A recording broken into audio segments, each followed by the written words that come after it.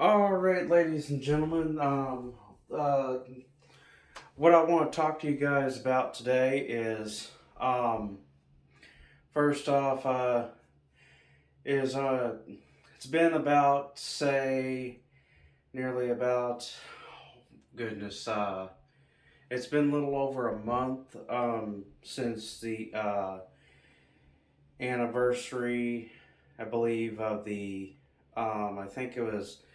I think it was if I remember right, and you can correct me if I'm wrong, and um, whatever of the 22nd anniversary after the um, Columbine shooting that happened in Littleton, Colorado. And my point about my video is today I want to talk about anti-bullying, and this part of this video is going to be educational for you guys. Let you guys know this for those who are experiencing bullying. I've been bullied in my life. I'm sure your friends have. I'm sure you have. Um, Bullying happens. It doesn't have to happen, but we need to be aware of the things that are contributing to the bullying. We need to be aware of the signs that bullying is happening, and we also need to know what the red flags are that are leading up to the bullying. So, um, the Columbine massacre, and I'm going to say, that it was a very terrible thing that happened, and we need to be able to, as people, as students, even college students, even adults, who are like maybe going to school, like at a college someplace or a technical training place, or even in the workplace.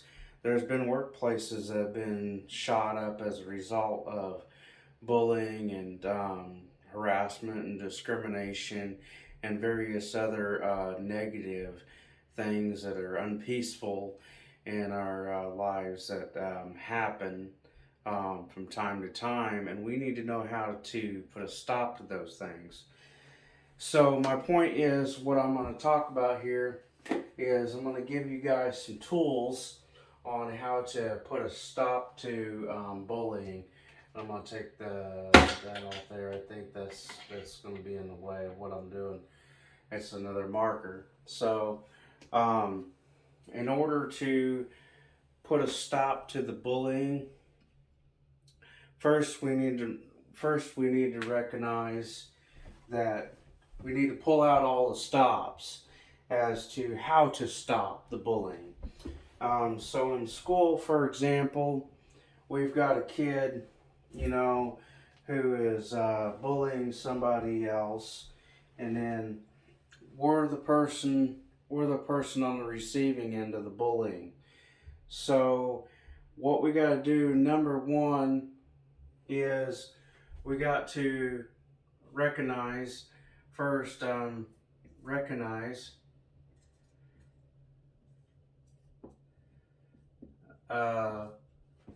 Recognize that there is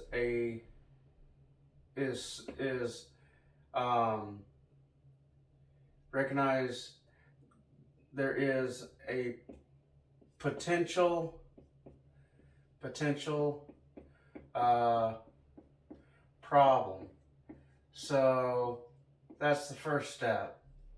Or I'm gonna put this as problems, as could be problems, as a way to describe this. Recognize there is a potential problem, that we gotta to pull out the stops that I'm talking about, and to put a stop to the bully initially, is we have to first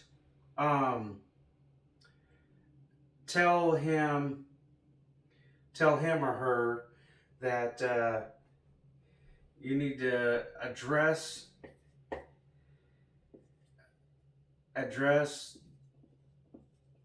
the harasser, and I'm gonna put that as harasser. And maybe my spelling is not correct, or maybe the way I'm putting this together is not correct. So bear in mind with this. We need to address the harasser, and usually it starts out as harassment. We need to address the harasser. So then the secondary thing is we need to. This is what's going to help you guys, students, staff, everybody, and who's being bullied, to put a stop to all things before it becomes violent, like as it did in a lot of the school shootings, a lot of the workplace shootings. We got to address the harasser. We have to make it clear. Make it clear we are offended.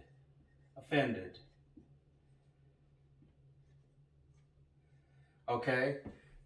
So that might be like, hey, you might say kindly to Tony, for example, hey Tony, I didn't like that you called me an effer, or an a-hole, or a butthole. I didn't like that. You better stop, because you have to let them know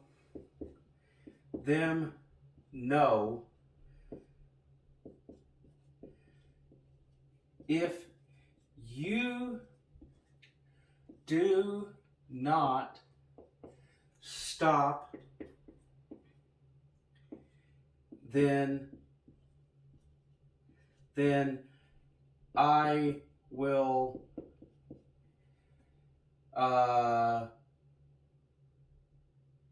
say tell police, principal,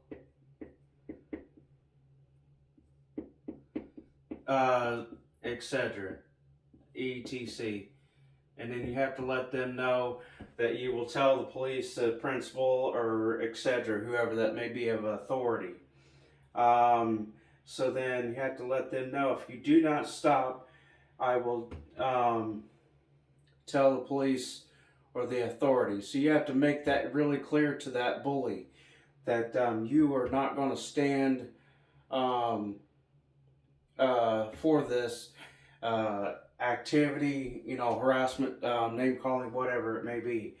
And then the other thing we need to do is we need to be, if this continues, okay, your next stop on this list is going to be tell the first person of authority, whatever that may be, and etc. And I'm going to put etc. as etc. Whoever that may be, teacher, principal, whoever you can come in contact with, and the supervisor, a boss, whoever that may be. And then the next thing we want to do to pull out all the stops is you want to back away. And back away. Away and breathe. Because you want to have some composure into this situation, because even though that you just told this person of authority, it may take some time for that person of the authority to get in contact with that abuser or harasser or instigator, whatever that may be. Okay, so now you're going to back away to breathe, okay? Then your next step is, if it happens again, if it happens happens again, then then uh, then go ahead and call police. Okay, so you've already given them a warning. You already addressed them. You've given them a warning. You've already made it clear to them you're offended and that you're not standing for this. And then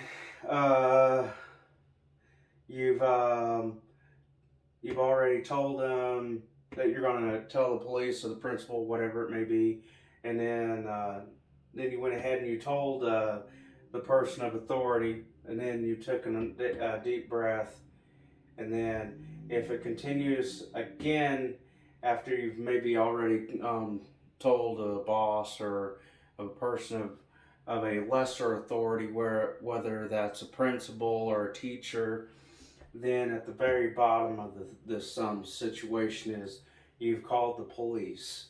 Okay, let's say that the police do their part and they just warn this person. So the police has already warned them.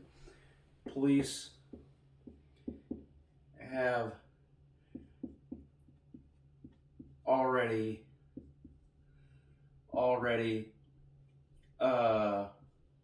warned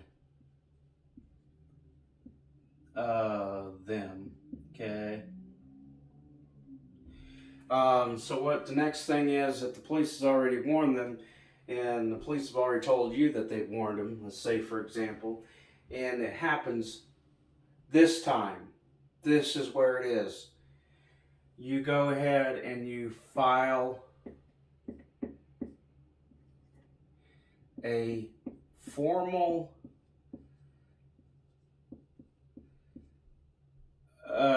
complaint. I think maybe I spelled that wrong, but oh well. We've got our point here. File a formal complaint. You want to have that complaint written. Written report. Written. So this is a written report. Written report